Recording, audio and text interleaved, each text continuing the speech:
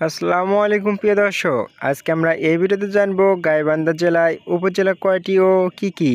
তো প্রিয় দর্শক, আপনারা আমাদের চ্যানেল নতুন হয়ে থাকলে অনুগ্রহ করে আমাদের চ্যানেলটিকে সাবস্ক্রাইব করুন। গাইবান্ধা জেলায় উপজেলা কয়টি ও কি কি? গাইবান্ধা জেলায় মোট 7টি উপজেলা রয়েছে।